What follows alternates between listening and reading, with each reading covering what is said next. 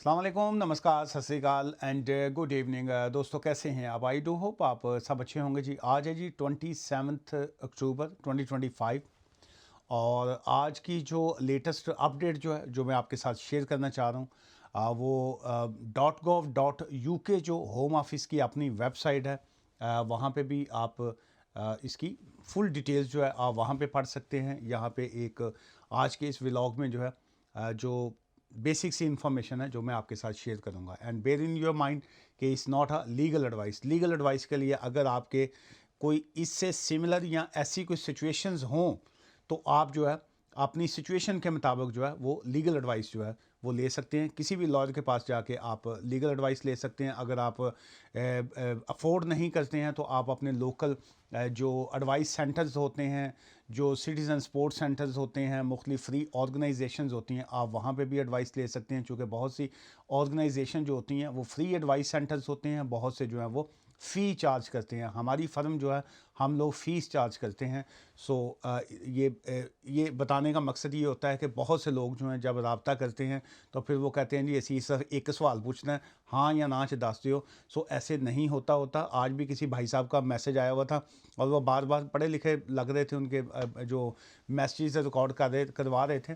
तो उसमें ये था कि जी कि पता नहीं किसी ने क्या मेडिकल ग्राउंड के ऊपर वो केस फाइल करना है, तो सब ये बता दें होगा कि नहीं होगा।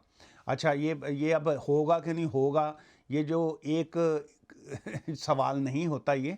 सो इस वजह से जो है मैं फिर वहाँ पे तो हम कुछ नहीं कह सकता होता हूँ किसी भी बंदे को, चूँकि लोग बुरा मना जाते हैं। आजकल जो है वो ज़माना गुस्से वाला है, लोग पसंद नहीं करते। सो इस वजह से जो है वो इस तरह की जो बाज़ लोग फजूल बातें कर जाते हैं, उस और उदा गुस्सा मैं बाज़ फिर वीडियो में जो है वो एक्सप्लेन कर देता हूँ। सो एनीवेज जो पॉइंट जिसके ऊपर मैं बात करना चाह रहा हूँ वो जो होम ऑफिस की तरफ से वो है family life and exceptional circumstances. जो है ये फैमिली लाइफ जो है वो क्या होती है? फैमिली लाइफ मीन कि कोई शख्स जो है जो 7 ईयर्स चाइल्ड रूट के ऊपर चाहे वो उसको वीज़ा मिला हुआ है पेरेंट्स को, या किसी को जो है अपने बच्चों की बेस के ऊपर जो वीज़ा मिला होता है, लीव टू रिमेन मिली होती है, या बहुत से लोगों के अपने सर्कमस्टांसिस होते हैं जिसकी बेस के ऊपर उनको वीज़ा मिला होता है। सो इन बोथ कैटेगरीज की अगर हम बात करें तो फैमिली लाइफ का वीज़ा या ढाई ढाई, इसको सादा ज़बान में कहा जाता है, ढाई ढाई साल वाला वीज़ा मिले जी असी 10 साल दे रूटते हैं।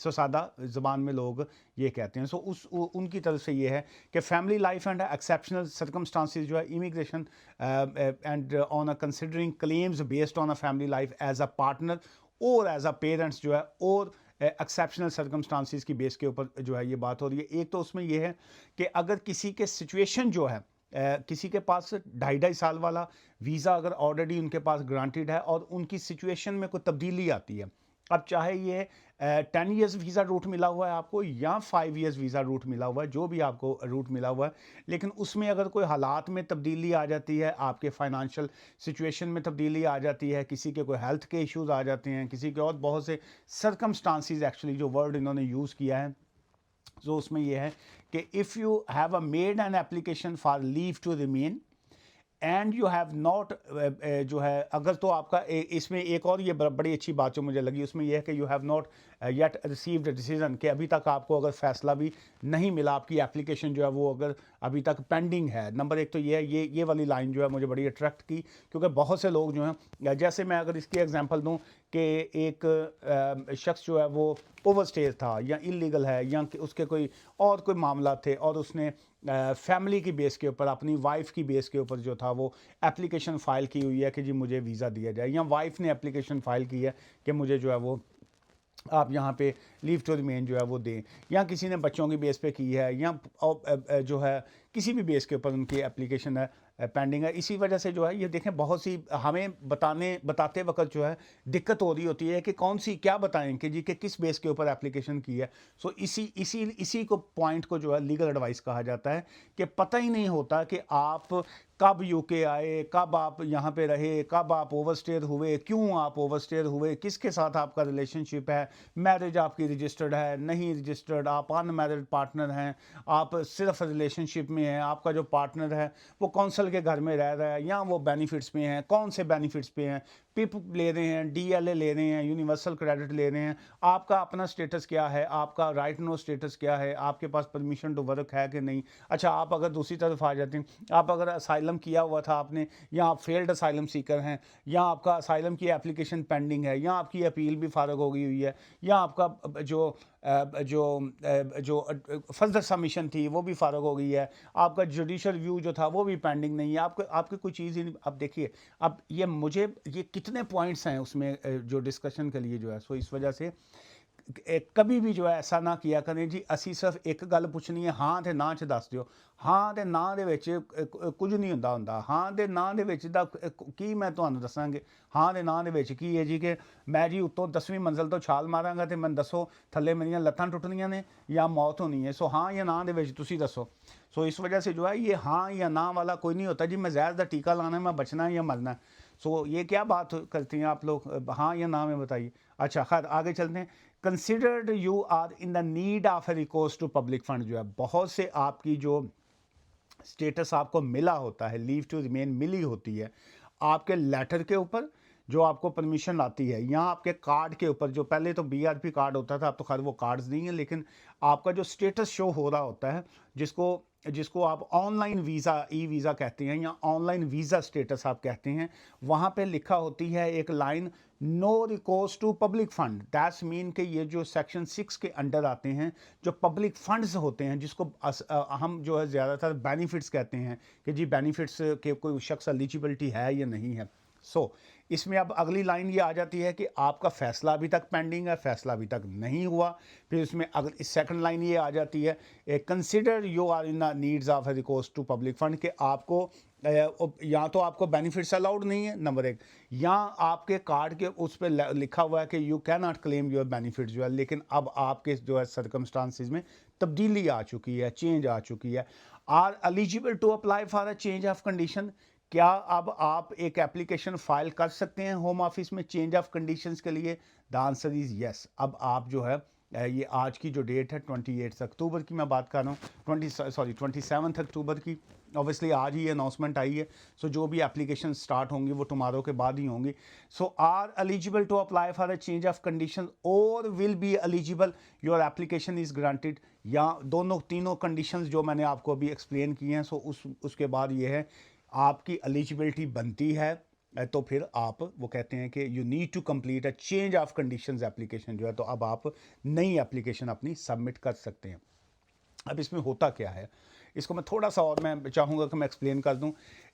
मैं यहाँ पे ओवरस्टेयर हूँ, या मैं यहाँ पे फेल्ड असाइलम सीकर हूँ, या मैं यहाँ पे मेरी कोई सी भी जो कंडीशन है, अब मेरी जो वाइफ है वो ब्रिटिश पासपोर्ट होल्डर है, या उसके पास ILR है, या मोहतरमा के पास जो है सेटलमेंट है, या कोई वीज़ा उनको ऑलरेडी मिला हुआ है, किसी और कंडीशन पे मिला हुआ है, रेफ्यूजी स्टेटस है, वट एवर जो। अब मुझे काम की इजाज़त भी नहीं है, परमिशन टू वर्क भी नहीं है। अब एक तो ये है कि मैंने अब एप्लीकेशन फ़ाइल करनी है उनके साथ स्टेटस का के लिए जो है। अब मेरे पास जो IHS की फ़ीस ऑब्वियसली बहुत ज़्यादा है, रफली 1035 1035 पाउंड पर ईयर है, 2.5 साल की 2.5 ईयर की वो फ़ीस देनी है, 2600 पाउंड रफली वो बन जाते हैं। फिर सेकंड आपका जो इमिग्रेशन की फ़ीस है 1321 पाउंड, अब अप्रॉक्सीमेटली 4000 पाउंड की वो फ़ीसें आज वहाँ की फ़ीस के लिए। तो ये पहला आपका एप्लीकेशन आ गई जिसको फ़ी वेवर की एप्लीकेशन कहा जाता है कि जी मेरी आप फ़ीस को वेव करें ताकि मैं अपनी एप्लीकेशन को करें। ये भी एक कुछ सिंपल एप्लीकेशन नहीं होती। आप ये दिखने में लगता है कि जी ये पता नहीं इसी फ़ीस माफ़ी दी है, नहीं, यहाँ पे भी आपको वो आपके सर्कमस्टांसिस देखते हैं कि are you really in need के आपकी जो एप्लीकेशन को है हम एक्सेप्ट करें या ना करें। फिर उसके बाद जो है किसी को वीज़ा अगर ग्रांट हो गया या पेंडिंग है या कोई एप्लीकेशन पेंडिंग, अब मेरे पास काम की इजाज़त तो है नहीं, अब मैं सर्वाइव कहाँ से करूँ। अब मैं अगर तो मैं असाइलम का केस था और असाइलम केस अभी तक डिसाइड नहीं हुआ तो फिर तो वो वहाँ पे रूल्स ये आ जाते हैं कि अगर आपका असाइलम का केस पेंडिंग है मोर देन 12 मंथ्स, 1 साल आपको हो गया, तो अब आप एप्लीकेशन फाइल कर सकते हैं कि जी मुझे परमिशन टू वर्क जो है वो ग्रांट किया जाए। लेकिन यहाँ पे सिचुएशन ऐसी आ रही है कि मैं असाइलम सीकर तो नहीं हूँ मैं, लेकिन यह है कि मेरा family life as a partner और एज अ पेरेंट की रूट के ऊपर जो था मेरी एप्लीकेशन मैंने डाली, लेकिन मेरे एक्सेप्शनल सर्कमस्टांसिस अब ऐसे हैं कि मुझे जो है आगे लाइफ चलाना जो है वो दिक्कत आ रही है। सो देन जो है मुझे क्या उन्होंने कहा है कि मैं I can file a change of conditions की एप्लीकेशन जो है। So UK visas and immigration जो है उनकी जानब से application for the claims for leave to enter or remain on the basis of a family life as a partner or parent or exceptional circumstances in compliance with article 8 जो है उसके article 8 के under आ जाता है। Right to family and private life जो है, इसमें दो लाइनें आती हैं, अक्सर लोग इसको मिक्स कर जाते हैं। मिक्स ना किया करें, हर चीज़ जूस नहीं होंगी कि जी उन्होंने मिक्स करके तो पीवी जाओ तुसी। राइट टू फैमिली ये एक वर्ड आ जाता है, right to family and mean or private family life of a European convention on a human right ECHR जिसको कहा जाता है। ये टू सेपरेट थिंग्स आती हैं, लेकिन मोस्टली हम इसको करते हैं आर्टिकल 8 की एप्लीकेशन दे देंगे, आर्टिकल 8 की एप्लीकेशन नहीं। आर्टिकल 8 जो होता है right to family, right to family में आ गया कि मेरी वाइफ है, मेरे बच्चे हैं, या बच्चों की बेस के ऊपर मैं आ गया, या मेरे पार्टनर की बेस पे आ गया। एंड इसका मतलब है एंड इसके अलावा प्राइवेट फैमिली लाइफ जो है, प्राइवेट फैमिली लाइफ जो है वो मैंने इस्टेब्लिश की हुई है। मेरे कोई और मेरे सर्कमस्टांसिस हैं, या मैंने यहाँ पे किसी वजह से मैंने रहना है। क्या प्राइवेट फैमिली लाइफ जो है उसका एक सर्टन क्राइटेरिया है कि that must be for the 20 years ही हो, हाफ लाइफ ही हो, 7 ईयर्स ही हो, या क्या मैं थोड़े टाइम में भी। बहुत से लोग मैंने ऐसे देखे, मुझे एक बुज़ुर्ग मिले एक मरतबा ऑफिस तशरीफ़ लाए, तो कहते जी मैं यूके ਦੇ ਵਿੱਚ मैं पता नहीं 58 या 62 में गालबन बता रहे थे कि मैं यूके आया। मैं कहा जी क्या बात है। तो उनकी एज ज़ाहिर है उस वक्त कहते हैं मैं कुछ 16 17 18 साल का था। तो अब आज की जनरेशन तो खैर बहुत तेज़ है, तो जो हमारा था मिड एज के लोग हैं, हमारा भी इतना टाइम ख़राब नहीं था जो था, लेकिन उससे जो पहले की जनरेशन थी हमसे भी पहले के, वो बड़े सादा लोग, बड़े शरीफ सब, बड़े सादा, और कोई चलाकियाँ नहीं, कोई दाएं बाएं हैंकियाँ फैंकियाँ नहीं। आपकी तो ये तो अभी तो लोग ही इतने चलाक हैं। मैं तो बाज़ लोगों को देखता हूँ, मैं कहता हूँ यार मैंने 25-30 साल वकालत मैंने कर ली, लेकिन मैं लोगों के जब देखता हूँ चलाकियाँ, मैं कन्ना ਨੂੰ ਹੱਥ लाना। और मैं कहना ਅਸੀਂ ਤੇ जम्मे ही नहीं हजे तक, हजे तो कोई अल्लाह सानू ज़िंदगी एक होर दवे तो शायद कोई 2-3 जन्म के बाद हम सीखें जितने कि चलाक आज की दुनिया जो है, तो वो सानू वकीलों को कई बेवकूफ़ बनाने की कोशिश कर जाते हैं। सो अब आप अंदाज़ा करें कि जो हमें बेवकूफ़ बना जाएगा वो आम लोगों को कितने बेवकूफ़ बनाते होंगे। वो कैसे बनाते हैं ये मैं किसी दिन अगली किसी वीडियो में बताऊँगा। पॉइंट की तरफ आते हैं। वो बुज़ुर्ग जो थे वो कहते हैं मैं जब से मैं यूके आया हूँ, मैं डायरेक्ट जो था इधर ब्रैडफर्ड की तरफ ही आए, वो जब मंगला डैम और ये बाकी जो सारे इश्यूज़ आए थे कश्मीर के और वो सारा जो था, तो उसके बाद कहते जी वो लंडन के हवाले से कोई बात हो रही थी। कहते यार मैं तो अभी तक लंडन ब्रिज ही नहीं वेख्या।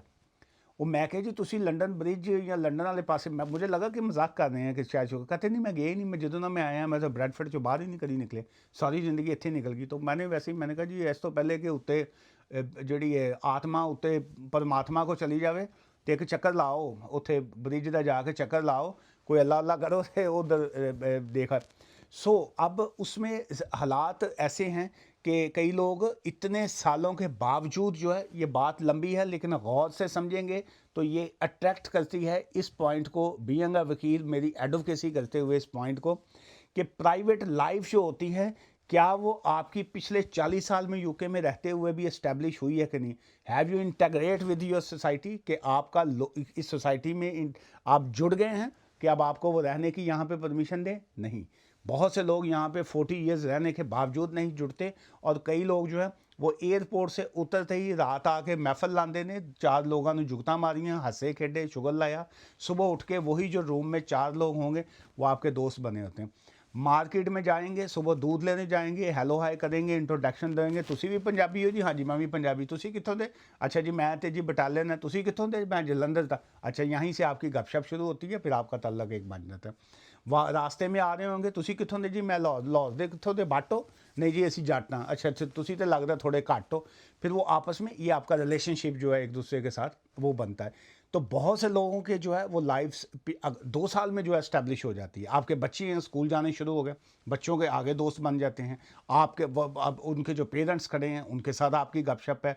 ये इसको कहते हैं कि सोसाइटी के अंदर अपने आप को एडजस्ट करना। क्रिमिनल रिकॉर्ड आपका है नहीं यहाँ पे, आपको अच्छा लगा है, आप पिछले 2 साल से हैं यूके में, 3 साल से हैं, आपको बड़ा मज़ा आ रहा है भाई यूके में, बड़ी अच्छी लाइफ है यहाँ पे, बड़ा फ्रेंडली माहौल है। सो दैट्स मीन के अब आपने माइंड आपका बन गया है कि वो we want to live in this society. So उसके लिए फिर ऑब्वियसली बहुत से और सर्कमस्टांसिस होते हैं जिसको ऐड किया जाता है। So that's called actually Article 8 right to family and private life। जो वो जो आ गया फैमिली लाइफ में बाकी चीज़ें आ गई एंड प्राइवेट लाइफ में ये चीज़ें आ गई। आज की इस वीडियो से मुझे इजाज़त दीजिएगा। इसी से अगेन बार बार मैं इसलिए कहूँगा इसी से, क्योंकि बहुत से लोग जो हैं वीडियो को देखते नहीं हैं, टिक करनगे, अपना सवाल इसी वीडियो के नीचे छड़ जाएंगे, भाजी असी 6131 ਦੇ ਉੱਤੇ फैमिली लिया सकते, 6135 ਦੇ ਉੱਤੇ स्विच कर सकते, असी फलां कर सकते हैं। सैलरी थ्रैशोल्ड की वो अपना ही कोई ना कोई जड़ा ना मंत्र पढ़ के गायब हो जाते हैं। दुआ में याद रखिएगा, रेलिवेंट कमेंट्स कीजिएगा, मुझसे मिलना चाहते हो, यू आर मोस्ट वेलकम। लेकिन मैं फ़ीस चार्ज करता हूँ, ये मेरा टाइम फ्री होता है जो मैं आपके साथ शेयर करता हूँ, वो मेरे वर्किंग आवर्स होते हैं, वहाँ पे मैं फ़ीस लेके लीगल एडवाइस देता हूँ। दुआ में याद रखिएगा। Take care, bye for now and good night.